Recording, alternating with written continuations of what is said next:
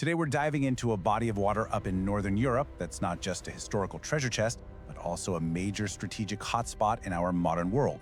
Because beneath the cold, dark waves of the Baltic Sea, a really complex, hidden story is unfolding. So what is really hiding down there? You know, if you're picturing just cold water and a few fish, well, you're in for a bit of a shock.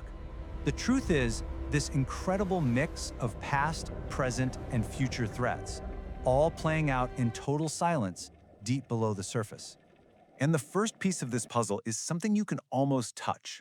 It's historical, and it's literally rusting away. We are talking about thousands of shipwrecks just sitting there.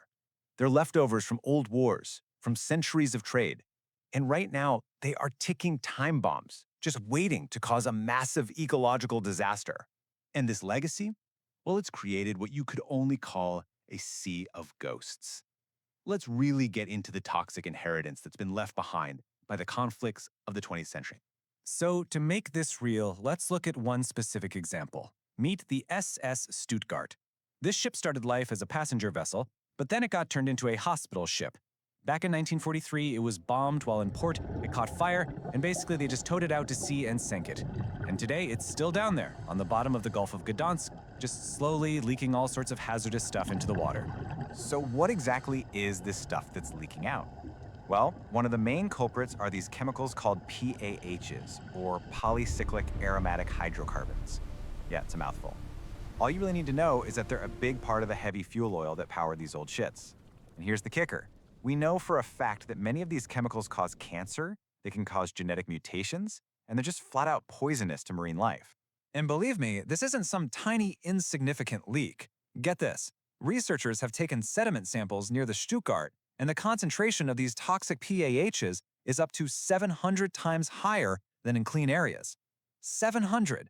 That's just an unbelievable level of pollution coming from just a single shipwreck.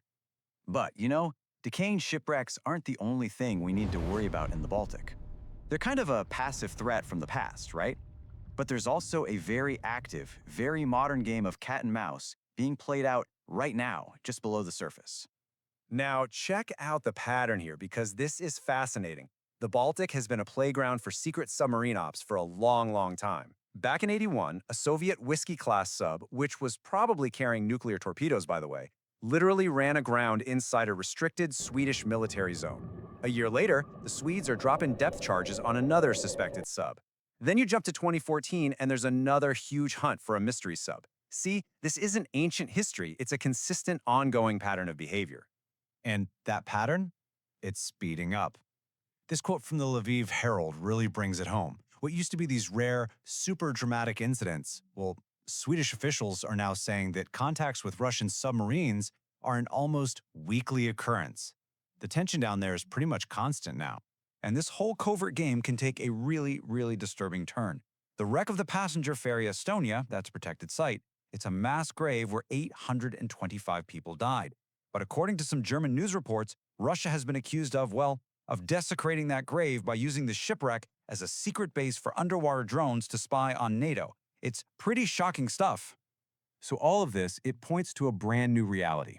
The seabed itself, the ocean floor, has become a strategic front line in a whole new kind of war. Let's break down why it's suddenly so important. You see, the bottom of the Baltic isn't just mud and sand. It's crisscrossed with the lifelines of our modern world. We're talking about the fiber optic cables that carry something like 95% of all global internet traffic. Not to mention the gas pipelines and the power cables connecting entire countries.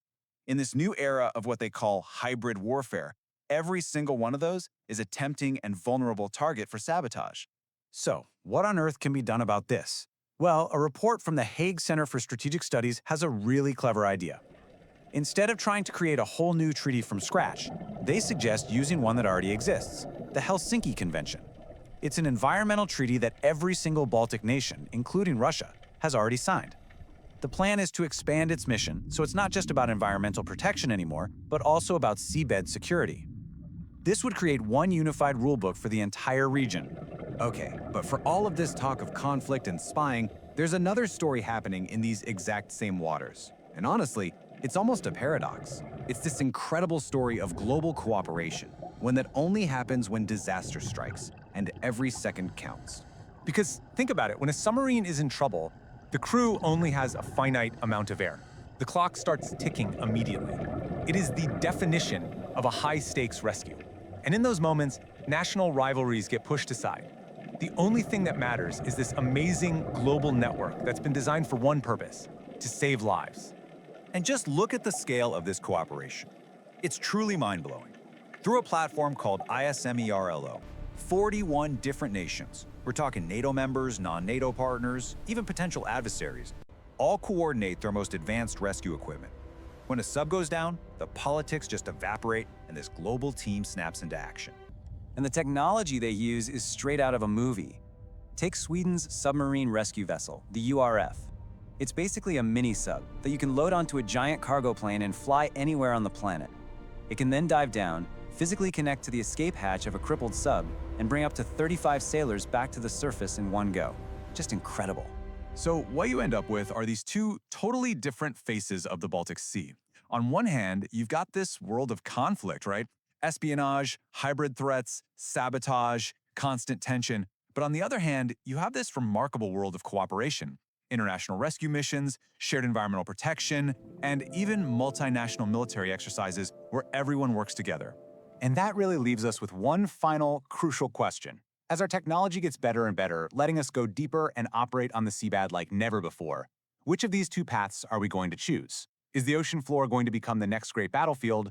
Or could it be a new frontier where we all come together to solve some of humanity's biggest problems? The answer might just be waiting for us in the hidden depths of the Baltic Sea.